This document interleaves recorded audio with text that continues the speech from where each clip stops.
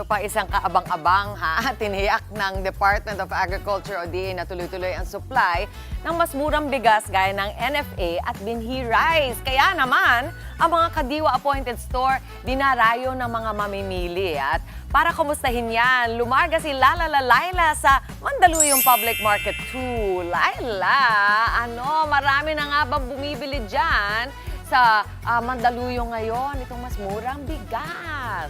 Good morning! Mami Chiki! Yes, Mami Chiki, good morning naman ang bonggang-bongga to you. Pero sandali lang kasi sabi mo nga, tiniyak ng DA na may sapat na supply para sa NFA rice at Binhi rice. Pero calling, the attention of DA, wala pong supply ng Binhi rice ngayon dito sa ating NFA accredited store. Kasi nga, ang sabi ay naubos kahapon, dapat magde-deliver today. Tingnan natin kung makakapag-deliver sila ngayong araw kasi nagkakaroon daw ng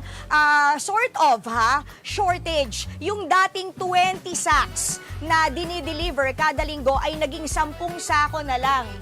Daily pala yon, 20 sacks daily ay nagiging 10 na lang na sako daily. Siguro nga para mas ma-distribute or mapagbigyan lahat ng distributor. Yun nga lang, talagang kulang pa rin. Yung Binhi rice, Mami Chiki, ito yung 48 pesos na kada kilo ng bigas na ipinangbabangga dito sa ating imported na rice na nasa 50 to 60 plus pesos. Kasi nga kung matatandaan natin, di ba, aprobado na ni PBBM o ni Pangulong Bongbong Marcos Jr. etong 50 pesos na price cap sa imported rice. At yun nga, kung talagang gusto nyo ng mas mura, yung Binhi rice ang bibilihin nyo. Yun nga lang, sa mga pupunta po dito sa Mandaluyong Public Market 2, wala po siyang Binhi rice. Expected delivery today, tingnan natin kung meron. Okay? So calling DA. Hi po! Ayan, okay. Pero yun nga, muli nating binalikan itong Mandaluyong Public Market 2 dahil ito nga ang authorized na bigasan ng Department of Agriculture para magbenta ng 20 pesos na bigas o yung NFA rice na tinatawag natin. So dito tayo sa presyuhan ng bigas mula March 20, yun yung huling pagtaas at sa ngayon wala pa namang paggalaw, hindi pa nagbabago ang presyo ng imported at local rice. Okay? So mag-rundown na tayo. Ang imported rice natin, ang pure jasmine rice ay nasa 60 pesos kada kilo. Bachelor rice, ganun din, 60 pesos yan kada kilo. Ang ating Japanese rice na masarap, 62 pesos yan kada kilo. Pagdating naman sa local brown rice o yung local rice natin, yung special brown rice natin ay 65 pesos kada kilo. Ang red rice ay 85 pesos per kilo. Yung dinurado ay nasa 56 pesos kada kilo. At kung kayo ay mag-aaros kaldo o lugaw, yung malagkit ay 60 pesos kada kilo. Siyempre, yung ating NFA rice ay 20 pesos kada kilo yan. For the vulnerable sector, of course, yung ating mga PWD, single mothers, pati na rin yung ating mga 4-piece beneficiary, yung mga senior citizens. So, hindi ba? At yung mga TODA. Ayan. So, yan yung ating mga vulnerable sector ang maaaring bumili ng NFA rice na 20 pesos kada kilo. Wala mang paggalaw sa presyo, mataas pa rin ito syempre para sa mga mamimili. Kaya naman, dinarayo talaga itong NFA rice na andito sa second floor ng ating Mandaluyong Public Market 2. So, tingnan lang natin kung ano ba ang itsura muna netong ating NFA rice. Maputi naman na siya, kumpara dun sa mga dating nahawakan kong NFA rice. Mas konti na yung maliliit niyang butil. Ito ay well-milled rice na. At sabi nga ni Ate Brigida, ang may-ari ng tindahan, ito ay fresh pa. As in, fresh na fresh. Hindi katulad dati, medyo may pagkakaroon yata ng stock yung ating mga NFA rice. And pagdating sa amoy, okay naman siya. Walang amoy kasi diba dati yun yung nirereklamo ng mga bumibili ng NFA rice. Pero ngayon, kahit singhutin ko ng ilang beses, okay naman siya. Amoy bigas naman siya, okay? So, ganyan ang itsura ng ating well-milled rice. Ito naman yung ating mga nakapila dito. Ayan. Yung mga dating bumibili na ng NFA rice, siya naman yung nagsabi na yung ating bigas, okay naman. At Bakit po ito naman, si ate, halika po rito. Siya po ay dating bumibili ng bigas na hindi NFA, pero bakit ngayon bumibili na kayo ng NFA? Mura. Yun eh.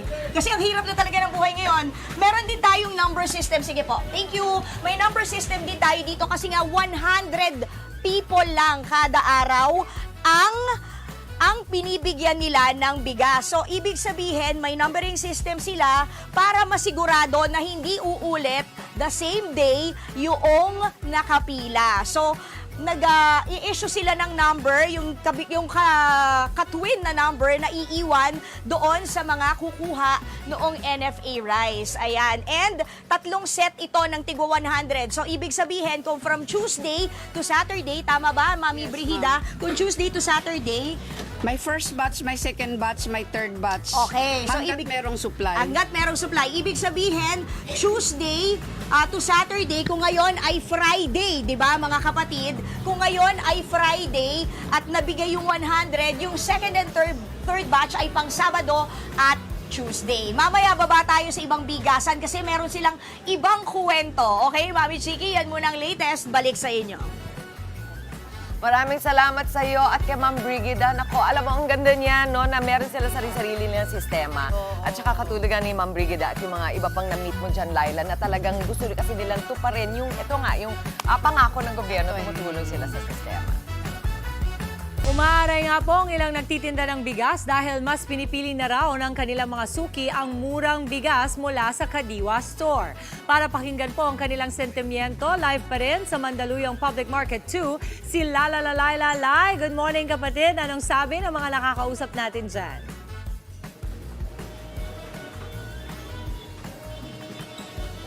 Ang sabi nga, Mama Dims, medyo nakakalungkot. Pero isang quick shoutout muna sa mga kamukha ni Lee Min Ho. Magbigay kayo ng sustento, no?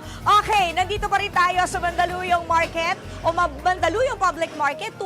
Sa ibang bigasan naman tayo. Ngayon, sa bigasan ni Miriam D. Delen. At syempre, tatanungin naman natin ang sentimiento ni Ate Joy, na parang hindi masyadong joyful ngayon kasi nga nabawasan ang bumibili sa kanya ng bigas. Ito po ba ay totoo o hindi? Na kayo ay hindi masyadong joyful ngayon, Ate Joy? Sa panahon po ngayon, magiging joy pa po ba tayo? Ayun na nga eh. Pero kamusta? Yung pong mga suki ninyo dati, suki nyo pa rin ba? Ano po yung napansin nyo? Nabawasan ba ng mga bumibili sa inyo? Medyo yung talaga pong suki, nandito pa rin po talaga. Oo. Pero sa panahon po talaga ngayon, kailangan po natin makaraos araw-araw. Oo. Kaya naiintindihan nyo naman Kaya kung nga po. bumibili sila ng tig 20 pesos kada kilo ng Opo. bigas. Okay. Pero ang tanong, paano po kaya yon, Ate Joy? Kasi di ba, i-implement na itong 50 pesos na price cap kada kilo ng imported rice. Mai-implement ito by the end of the month ng April hanggang end of May. So paano po kaya yun? Tinan nyo, 64 pesos, 60, 62. Paano kaya yun, ma'am? Kung ganyan na yung presyo nyo ngayon, paano pa kayo kikita? Yun nga po ang pinoproblema talaga namin. Di ang solusyon po na ibaba po sa bigayan po sa amin para po kami makababa din. So kailangan mababa din ang bigay sa ating mga nagbebenta o nagtitinda ng bigas para naman literal na maging joyful si Ate Joy. Hindi ba? Thank you, Ate Joy, ha? At saka sana bukas pumaldo ka ng benta. Ay, sana nga po. Di ba? Kasi nga, ang target market naman ni Ate Joy ay yung mga hindi kabilang sa vulnerable sector. Kasi di ba, yun ang nag-a-avail ng tig 20 pesos kada kilo na bigas. So, ayan. Yan muna pinakahuli dito, Mama Dims. Si Ate Joy na nakangiti lang yan, pero deep inside masama ang loob niya. Ang palaya ang inulam niya kagabi. Balik sa inyo sa studio. Happy weekend? Question mark yun, hindi exclamation point. Happy weekend? Happy pa rin ang weekend natin, kapatid na Laila, dahil we are all alive. Yan ang kinaka-happy natin. At ang ganda ng mga ngiti nyo, kaya maraming salamat sa inyo dyan sa Mandaluyong. Mga kapatid, Dimples Romana po, maging maalam at may pakialam sa mga napapanahong issue at headlines. Mag-follow na po at subscribe na sa social media pages ng News 5.